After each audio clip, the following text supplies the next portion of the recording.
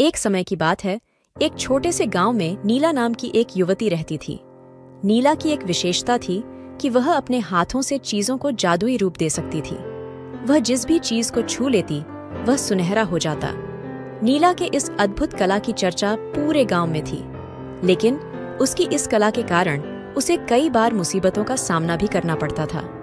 एक दिन गांव के एक धनी व्यापारी ने नीला के बारे में सुना। उसने सोचा कि यदि नीला उसके खेत के पत्थरों को सोने में बदल दे तो वह और भी धनवान बन सकता है। व्यापारी ने नीला को अपने खेत ले जाने की योजना बनाई। उसने नीला को बड़ी चालाकी से फुसलाया और अपने खेत में ले गया।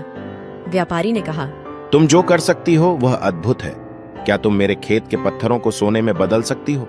नीला ने उसे सावधानी पूर्वक देखा और कहा, मैं कर सकती हूँ, लेकिन क्या ये सही होगा? शक्ति तुम्हारी आत्मा का हिस्सा है और इसका उपयोग केवल भलाई के लिए ही करना चाहिए।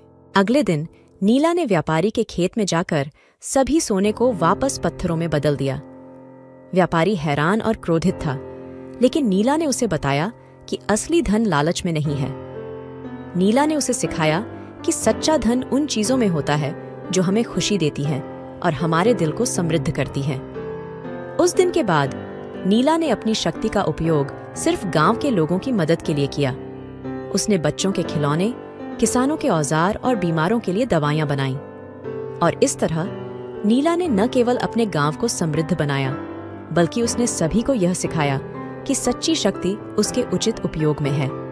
कहानी का समापन इसी संदेश के साथ होता है। हमारे पास जो भी क्षमताएं हैं, उनका उपयोग हमें सदैव भलाई के लिए करना चाहिए। और इसी के साथ गांव के लोगों ने नीला की सराहना की और वे सभी खुशहाली से रहने लगे। तो यह थी नीला की कहानी, जिसने हमें सिखाया कि सच्चा धन उस खुशी में है जो हम दूसरों को देते हैं, न कि जो हम स्वयं के लिए संचित करते हैं।